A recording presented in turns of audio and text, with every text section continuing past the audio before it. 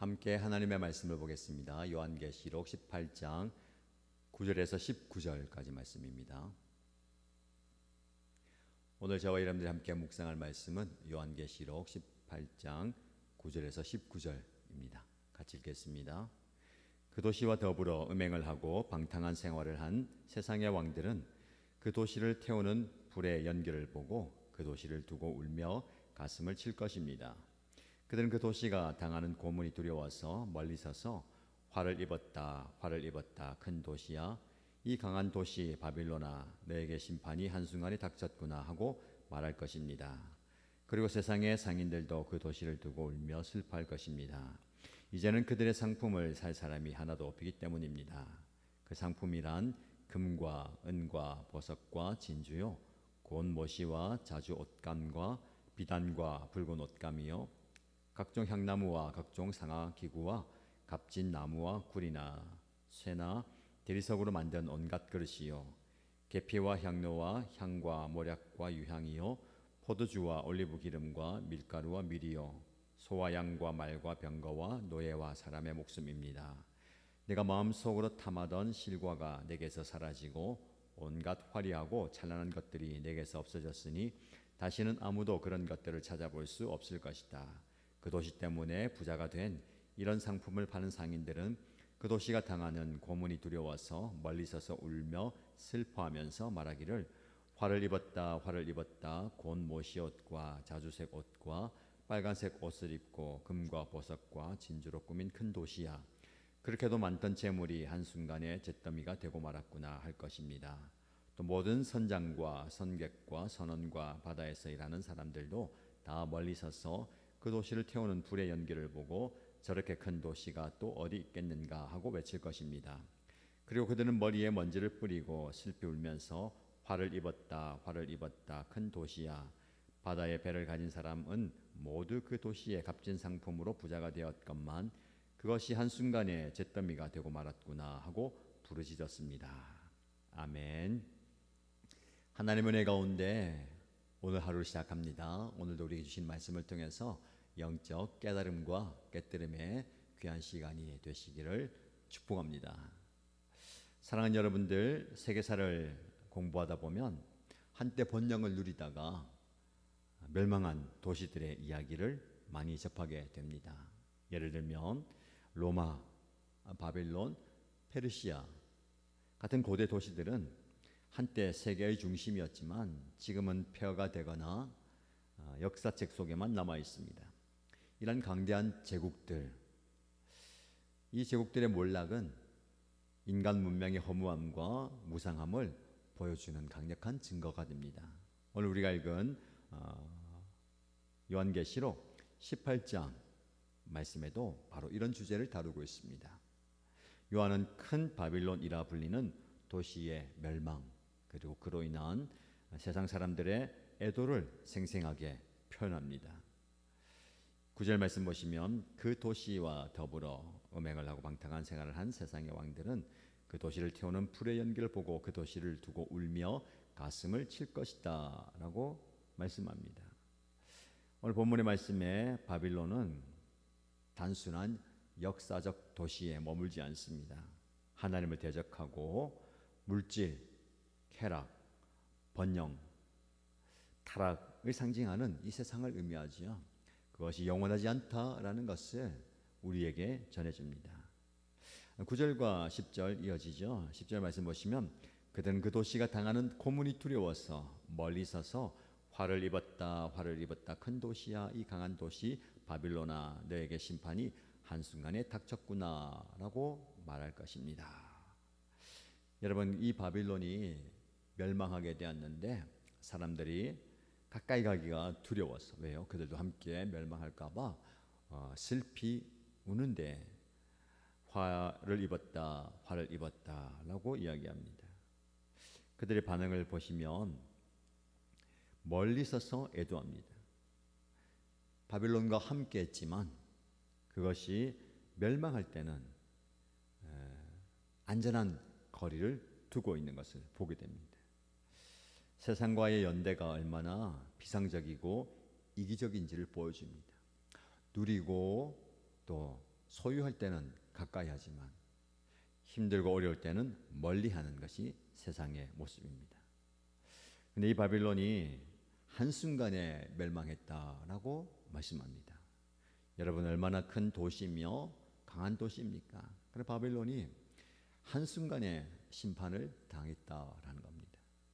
여러분, 하나님 앞에는요, 아무리 견고한, 아무리 화려한 그 무엇도 부질없는 겁니다. 한순간에 무너지는 것이죠. 오늘날 우리 사회의 권력과 우리가 누리는 많은 번영도 이와 같습니다. 정치 권력이 아무리 강력해도, 경제적 부가 아무리 많아도 하나님 손 안에는 아무것도 아닌 것이죠. 이런 체제는요, 언젠가 반드시 하나님의 심판 아래에 놓인다라는 것을 기억해야 됩니다. 11절에서 17절 말씀을 보시면 무너진 경제와 물질주의 허망함을 우리에게 보여줍니다. 상인들의 애도가 상세하게 묘사됩니다. 이 상인들이 슬퍼한 이유가 뭘까요? 17절 말씀에 이렇게 말씀합니다. 그렇게도 많던 재물이 한순간에 잿더미가 되고 말았구나. 여러분, 그들이 슬퍼하는 이유는요, 자기들의 물건을 사줄 사람이 없기 때문입니다. 즉 자기에게 유익이 돌아오지 않기 때문에 슬퍼하는 겁니다. 12절에서 13절에 보면 그들이 파는 상품들이 다 나와요. 금과 은과 보석과 진주와 온갖 사치품들을 다 얘기합니다. 꼭 있어야 할 것이 아니라 사치품들을 이야기하죠. 주목할 부분은요, 목록의 마지막의 항목입니다. 어떤 항목이 나옵니까? 노예와 사람들의 목숨도 언급합니다. 여러분, 이 바빌론의 체계가 인간의 존엄성까지도 상품화했다라는 것을 볼 수가 있습니다. 14절 말씀은 강력한 메시지를 우리에게 전해줍니다. 네가 마음속으로 탐하던 실과가 너에게서 사라지고 온갖 화려하고 찬란한 것들이 네게서 없어졌으니 다시는 아무도 그런 것들을 찾아볼 수 없을 것이다. 지금까지 그들이 목숨 걸고 구하고 팔고 했던 것들이 더 이상 의미가 없다라는 겁니다. 여러분, 이 세상의 바빌론은요, 물질적 욕망을 충족시키기 위해서 모든 것을 다 쏟아붓는 것입니다. 네가 마음속으로 탐하던 실과 마음을 다해서 그것을 추구했던 겁니다. 온 정성을 다해서, 온 힘을 다해서 그걸 추구했는데 그것이 다 사라지고 없다라는 겁니다. 그들 또한 왕들과 마찬가지로 멀리 서서 슬퍼합니다. 바빌론의 운명에 연루되기를 원치 않는 겁니다. 그들과 한 배를 타면 멸망할 수밖에 없다라는 것을 알기 때문에 멀리 서서 슬퍼하는 거예요. 그 슬픔의 이유가 뭡니까? 자신들의 이익과 유익을 빼앗겼기 때문에 그렇습니다.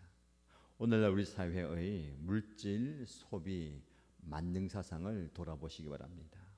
우린 종종 사물의 가치를 그것의 가격으로 측정합니다. 사람의 가치를 그가 가진 소유로 측량할 때가 참 많습니다. 이런 가치관은 궁극적으로 세상적 가치관입니다. 예수님은 우리에게 말씀하시죠. 사람이 온 세상을 얻고도 자기 목숨을 잃으면 무엇이 유익하리요. 사람의 가치가 그의 소유, 그의 능력에 있지 않다는 겁니다. 한 사람 한 사람이 다 소중하다라는 것을 예수님은 우리에게 말씀하시는 겁니다. 17절 이하의 말씀을 보시면 선원들의 애도가 나옵니다. 해상무역업자들이죠. 선장과 선객과 선원들, 바다에서 일하는 모든 사람들이 큰 도시가 무너졌다라는 것을 슬퍼합니다. 이런 바빌론은요, 독보적인 위치와 영향력을 가진 도시였습니다. 근데 이 도시의 값진 상품 때문에 잘 살았잖아요. 혜택을 누렸잖아요. 어디서 이런 혜택을 누릴 수 있을까 하고 안타까워하는 겁니다. 이런 바다는 고대 세계에서 굉장히 중요한 역할을 합니다. 세계화를 만드는 거잖아요. 물건과 사람을 실어 나르면서 글로벌 무역 네트워크가 형성되는 곳입니다. 그런데 그것이 무너졌다는 거예요. 진정한 슬픔이 어디에서부터 오는가? 그들은 슬퍼하지만 바빌론이 무너져 슬퍼하지만 그들의 영혼을 바라보면서 그들의 영적인 부분을 보면서 슬퍼하지 않습니다. 단지 나의 유익과 이익을 빼앗기 때문에 슬퍼하는 겁니다. 오늘날 우리 시대의 바빌론은 무엇입니까? 물질주의와 소비주의를 상징할 수가 있겠죠. 인간의 착취와 불의한 세상을 상징할 수도 있습니다. 영적 타협과 우상 숭배를 상징합니다. 자만심과 자기 충족일 수도 있습니다. 나 개인에게 우리가 속한 사회에서 바빌론이 무엇인가를 좀 묵상하시기 바랍니다. 내가 의지했던, 의존했던, 이걸 추구했던, 거기서부터 좀 안락과 평안함을 누렸던 그 무언가, 그것이 우리의 바빌론일 수 있습니다. 하나님은 그 바빌론을 철저하게 무너뜨리고 하나님을 신뢰하고 하나님을 바라보게 하시죠. 이 말씀을 우리의 삶 속에 어떻게 적용할 수 있겠습니까? 첫 번째는 우리는 바빌론 체제와 거리를 두어야 합니다. 멀찍이 서서 심판이 두려워서 애도하는 그들과는 다르게 우리는 이 세상의 한 발을 내딛고 또 우리의 소속은 하늘에 속한 자입니다. 세상에서 살지만 우리가 이곳에서 완전히 몸담고 사는 건 아니죠. 우리의 소속은 하늘에 있다라는 겁니다. 그러므로 여러분, 우리가 살고 있는 이 바빌론 체제와 분명한 거리를 두어야 합니다. 몸담고 살고 있지만 거기에 우리의 마음을 다 빼앗겨서는 안 된다는 것이죠. 두 번째로 우리는 바벨론의 멸망이 아니라 하나님의 나라를 도래한다는 것, 그걸 기뻐해야 됩니다. 그들 왜 두려워합니까? 무서워하고 슬퍼합니까? 그들의 이권, 이익을 빼앗기기 때문에 그렇습니다. 우리가 기뻐해야 될 이유가 무엇입니까? 하나님의 나라가 임하기 때문에. 바빌론은 무너지지만 하나님의 나라가 임하게 되는 것을 보시기 바랍니다. 여러분의 삶 속에서 잃어버리는 것, 무너지는 것, 상실하는 것 때문에 슬퍼하지 마시고 그 대신에 임하는 하나님의 나라를 기뻐하는 저와 여러분 되길 축복합니다. 그리고 우리는 영원한 가치에 투자해야 됩니다. 무엇에 여러분의 마음을 두고 시선을 두고 투자합니까? 우리의 시간, 우리의 물질, 우리의 우선순위 어디에 투자하는가 굉장히 중요합니다. 이 땅에, 이 세상에 투자하지 마시고 영원한 가치에 투자하는 저와 여러분 되면 좋겠습니다. 우리는 정의와 연민의 대안적 공동체를 형성해야 됩니다. 세상은 자기 주관대로 이기적으로 행동하고 이기적인 그 이익을 위해서 서로가 서로를 만나고 공동체를 이룹니다. 그러나 우리는 그렇지 않습니다. 나의 주관적인 이익이 아니라 누군가를 돕기 위해서, 그를 살리기 위해서, 그에게 하나님의 사랑을 나타내 보여주기 위해서 찾아가고 만나고 교제하는 거잖아요. 이게 하나님의 나라 공동체입니다. 우리 목장이 그런 공동체이고요. 우리 교회가 그런 공동체입니다. 누구든지 은혜가 필요한 사람들, 도움이 필요한 사람들, 하나님의 사랑이 필요한 사람들을 안아주고 품어줄 수 있는 공동체입니다. 비록 나에게 유익이 되지 않는다 하더라도, 나에게 손하게 된다 하더라도, 내가 희생해야 한다 하더라도 그를 품어주는 공동체가 하나님 나라의 공동체인 겁니다. 여러분, 말씀의 결론입니다. 우리는 두 도시 사이에 서 있습니다. 바벨론과 하나님의 도성 사이에서 우리는 균형 있게 살아야 되고요. 우선순위를 바로 두고 살아야 됩니다. 여러분의 삶의 자리에서 어느 도시에 속하기 원하십니까? 세상의 도시에 속해서 세상이 주는 쾌락과 즐거움과 안정과 번영과 편안함을 누리며 살겠습니까? 하나님의 도성에 속해서 하나님이 주시는 참된 평안을 누리며 살고 싶습니까? 오늘 하루 하나님의 도성에서 하나님의 은혜를 누리며 살아가는 여러분 되시길 축복합니다. 여러분의 삶의 자리에서 바빌론이 아니라 하나님의 나라가 임하게 되는 복을 누리게 되기를 주님의 이름으로 간절히 축복합니다. 함께 기도하겠습니다. 첫 번째 기도 제목은 하나님, 우리는 때로는 이 세상의 바빌론의 화려함과 번영과 유혹에 현혹되기도 합니다. 내 마음을 빼앗기기도 하고 분별력을 잃어보기도 합니다. 주님, 내가 이 세상 가운데 살면서 일시적인 것과 영원한 것을 구별하면서 분별하면서 살 수 있게 하여 주옵소서라고 기도하십시다.